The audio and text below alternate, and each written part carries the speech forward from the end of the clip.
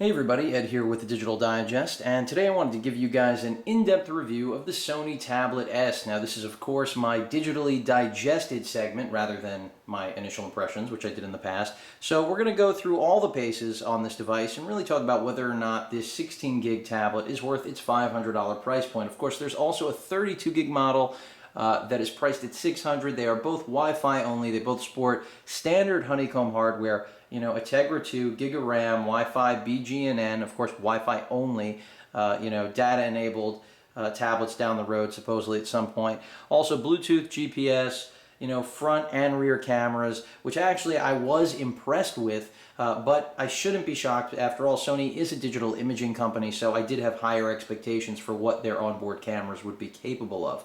The screen, a 9.4-inch LED backlit display, branded with true black marketing, at least from Sony, which is what they use for their TVs. And there's no question, the black reproduction on here is probably the best I've seen of any tablet, even better than the Galaxy Tab. However, the Galaxy Tab 10, just has a little bit more of a pop and brightness on the screen, a little bit more saturation. Many would argue, though, that's oversaturation. Definitely very good color fidelity here. Reminds me a lot of just trying to cover the RGB spectrum. Good for photographers.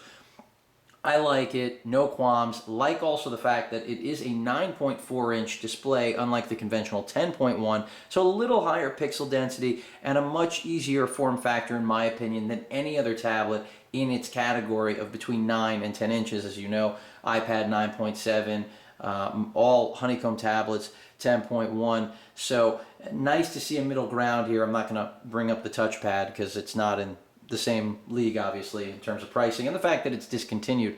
But again, really like the screen. It does lend to its usability, which I'll get to in design in a moment.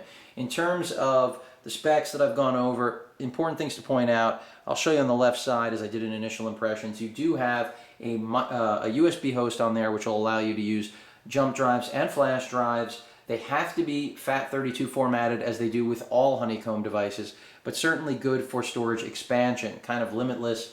And then a full-size SD card slot, another way that you can not only dump photos on here, review pictures and video from your digital camera, but also expand your storage, something you don't expect from Sony, as I mentioned in initial impressions, especially since this is a media consumption tablet. And the way we know it's a media consumption tablet is that there is no HDMI out on this. Even if you purchase the accessories such as the dock, still no HDMI connectivity. So while it's very similar to the Galaxy Tab and the iPad in that Sony wants to leverage their media properties to make this a consumption device, it lacks a very simple HDMI out capability that even those devices can achieve with adapters and docks. So I kind of scratched my head a little bit there, but Sony's answer to that is DLNA. After all, it is almost 2012, and Sony would like you to be able to wirelessly stream all of your media content, and it's a great theory. In practice, not so great. DLNA works, but it's certainly far from perfect. So it would have been nice to see them just throw an HDMI port on there, especially since this is a really high-priced tablet. Of course, I do expect that price to change relatively rapidly since this hardware is relatively aged at this point. The Tegra 2 is not a young processor anymore, and Kal-El is right around the corner, literally. So it's tough to argue, this price point. But Sony, again, is looking for a certain customer, really a Sony-specific customer, much like Apple, who has all Sony electronics, and they want things that are going to work well together. And Sony does accomplish that. So let's talk about software and what they've thrown on here. Again, 3.2 is running on here from the update, but Sony has done some skinning, some leverage of the OS in order to make it a unique tablet beyond just its design, which really does lend to e-reading. I'll get to that in a moment. So let's go ahead and look at the app drawer. This is their skinned app drawer, a little bit of bending, and the icons have a little bit of depth to them. Certainly nicer than the standard stock Honeycomb drawer. It also allows you to categorize them alphabetically by their actual date of inception on your tablet, or actually customized by dragging and dropping different apps into categories you create. So that's a nice feature. In terms of apps they've preloaded that are pretty important, signs of the Sony PlayStation certification, Crash Bandicoot. Don't really love the experience, not going to show it to you guys today, because the controls are all emulated. So you've got an emulated PS controller, flanking the left and right side. No haptic feedback on this tablet, so you don't know when you're really pressing things. It just doesn't work out quite well. I could see the next generation of this tablet having far better PlayStation certification integration for gaming and things of that nature. But Sony did want you to, at least at face value, believe this is a tablet you're going to get more play out of in terms of gaming than a standard Honeycomb tablet, and you will. A good example, Pinball Heroes. Let's resume a game I had open. Graphics look great, screen is great. I mean, not much more to be said about it. No, apparently I completed that. So I'm going to jump out. The point is that, it is a great package altogether. Really wish there was HDMI on here. Other apps they've thrown in that are nice to be included, not something standard. You'll see Zinio, which is a reader for publications, magazines, really nice application. It's on their standard. Their video unlimited service as well as their music unlimited service, of course they being Sony, haven't launched yet. They will include trials for these in order to get them off the ground. Sony does really want to leverage their media rights. I don't blame them. They also have their own reader application, which is quite nice and really takes advantage of obviously the fact that this tablet, Sony wants to be more than just a web browsing, email checking device. They want you to use this as an e-reader. And clearly one of the big hurdles for tablets these days is legitimizing their use for, strictly e-reading purposes over something like a Kindle. Now, Amazon does have their Kindle Fire lineup of tablets ready to go. I don't think those are going to really be what that segment, of e-reader enthusiasts who also want a tablet are going to be looking for, but I could be wrong. Just based on the specs right now, even with that $200 price point, the Kindle product just looks inferior to everything out on the market, except for the fact that it has an IPS display, which in my opinion, this is just a nicer screen probably than even that IPS display will be, just because of the pixel density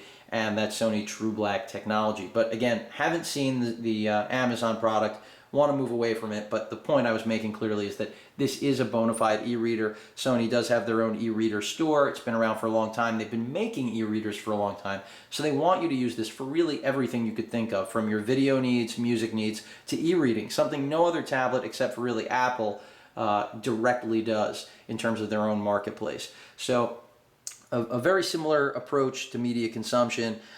In terms of other applications that they've put on here, an important one is the remote control app, which lets you basically use your 9.4-inch tablet here as a IR-based remote. So even though they want us to use DLNA for transferring all of our video, they don't have an RF capability or a Wi-Fi enabled control and a receiver device, something like the Logitech Review would have. If you don't know what I'm talking about, don't worry. The point is, this will let you use this tablet as a universal remote control. And as you can see, I've set up my television. There you've got standard controls as well as gesture-based controls. And they have the same thing, obviously, for my Cisco-based cable box. And it all works. Whether or not you really want to use this, though, as a remote control is another story altogether. But don't worry about it being only native to Sony devices. It is a true universal remote control. So that is a nice added bonus that Sony has thrown in there. They clearly didn't need to do that. Again, evidence of them trying to make this more than a tablet and more of like part of your living room and your home experience. Something I think Windows 8 is very much going to try to do on tablets in terms of tying in all of Microsoft's great services, whether it's Xbox, etc., into your tablet experience. Sony's a little bit ahead, but just behind in terms of getting this piece of hardware to market. If this tablet came out 3 months ago, just before the summer, the price point would have been, certainly would have been easy to swallow, but far more palatable. At this juncture, you're looking at internals that you can easily find in $300 tablets, excluding the screen and design. And just in terms of the core basics you're getting under the hood that you can find in every Honeycomb tablet. Now, applications and skinning aside, because I've given you guys just a very brief view. I'm not going to get into, they didn't do a lot of widgets or apps, Sony, for this tablet. They do have the web browser, email, and remote control app there, as well as e-reader app, all just, shortcut at the top of the tablet. Everything else functions just as it should. I'm not going to show you web browsing or flash. They're both top notch. This is one of the fastest tablets I've dealt with, even though it's running, the same hardware that pretty much everybody else has. It should be one of the fastest. After all, it is one of the latest. let's just look at the design and wrap up here and talk about battery life. So again, the design is really unique. It's all plastic, but build quality is still really solid. Really impressed with the screen. Do like the touches that Sony has brought to this tablet to make it unique. But again, it's really the form factor, the ergonomics. Some people will love it, some people will hate it. I'm a fan. Really like the button placement on the right side here. Very easy to access. No, unintentional pressing, which you'll get with a lot of different tablets based on, the Zoom has it on the backlight power button on the back, so that's a lot less difficult to press by mistake than something that's on the side. But because this is recessed, certainly nice, and it is tactile, so that's definitely a good thing. And the top-heavy design clearly is to lend to a single-handed holding position, which I'll show you in a moment. But as you can see again, 9.4-inch screen flanked by stereo speakers. There's one of two. Your port bay, which I'm going to show you guys, has the USB host as well as your full SD card slot for your storage expansion. So that's definitely nice. Some people will like that you've got this covered look with the door. Some people will feel it's a pain. It's really a matter of how difficult it is to remove it and close it, which I find relatively easy, so not a big deal. 3.5mm headphone jack, not that that should surprise anybody. Nothing along the top. There is a bit of a design here, a pattern, as well as a microphone, and I'm assuming the infrared port is also built in here, even though I don't see it. I'd have to put a flashlight to it to find that infrared port, which I'm not going to do right now. On the right side of the tablet, you've got those buttons I was just talking about, which I really happen to like in terms of their placement. Your reset pinhole, volume rocker, and your power button. And just really easy to access, no mispresses, as I mentioned before. I'm not struggling to ever find a button that I need, which sometimes, believe it or not, does happen on a lot of these tablets. Your other stereo speakers, sound quality, by the way, on this tablet is very good. I would rate it up there with some of the best. I do like that on the bottom of the tablet, you do have rubberized feet. And since this is an angled tablet that's meant for e-reading, it is smart that they put some feet on there so it's not going to slide around. Of course, Sony really is depending on leveraging their media properties, which is what this tablet really represents. So it'll be interesting to see how that works out. Let me talk a little bit about the proprietary charging port. I'm not in love with it, but you find proprietary ports on most tablets these days. After all, they've got large batteries. Charge time on this thing has not been the Galaxy Tab, torture in terms of, ridiculously long charge times, but it still takes a pretty good amount of time. Battery life, you're looking at 6 to 8 hours, at least in my use so far. And the only thing I don't like about the proprietary charger is it tends to wiggle a little loose. You'll find stuff like that, though, on the Motorola Zoom, as well as other tablets. So it's not alone in its loose, charging port connection there. But otherwise, pretty much have shown you guys everything on the hardware. The screen, by the way, is not Gorilla Glass, for those of you who are curious. That may be important, may not be. But on the whole, I really like this tablet. I just think it's, a little bit too late to market. But the most important feature, which I've been talking about, is again that one-handed holding, which you can see right now. This is really the only close to 10-inch tablet. Again, this is 9.4 inches. The iPad's a 9.7 touchpad, also 9.7. Of course, you do have 7-inch tablets out there. I'm not going to compare it to that. But, really lightweight, same weight as the iPad. I believe it's 1.2 or 1.3 pounds. That is achieved by an all-plastic build, but I do find that the quality is still there, especially in the design. I mean, you're really looking at a piece of art, in my opinion, when it comes to tablets, as ridiculous as that sounds. And screen quality, again, just great. And this is the only tablet out there, folks, that you can comfortably hold, really, in my opinion, not only with one hand, but with two, because one of my biggest pet peeves with 10-inch sized tablets is that after any long period of time, you're going to experience fatigue. And I have to say, with this tablet, that really has not been an issue. So kudos to Sony on some great design. Of course, it's not going to be everyone's favorite. They did go with rounded edges, even though it's a very industrial looking design. But I really do like to see attention to detail, like Sony has shown here, with making an ergonomic tablet and recognizing that more needs to be done than just software. We've got to change some things in design, not just to differentiate, but to prove that there's a reason for changing design. And I think Sony has really done that. Whether or not they'll be able to leverage their respective properties to take this tablet to the next level, the way Apple has been able to? That's really the big question, and that'll all come down to sales, which I think in order to get going, Sony really needs to get aggressive with pricing. Clearly, they're not going to. They are Sony. They're going to let these things sit out there for a while, but you know, if this was around $300, I would see it easily outselling the competition. But of course, don't expect it to be there anytime soon, even with all the fire sales on different tablets, such as the Zoom. Those are products that have been out for many, many months. This is a brand new piece of hardware, so Sony, I think, has to be prepared to sit on it.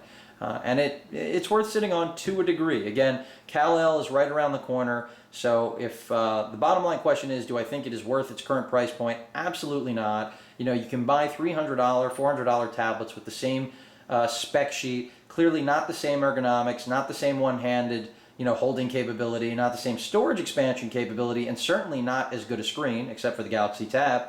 But the price point is just difficult to justify under any terms, as I've always said since I even began the Digital Digest, because tablets that cost as much as computers just are redundant devices that really can't bridge the gap for most users. And you're better off buying a laptop once you get into this price point. If you guys have any questions or comments, please feel free to post them.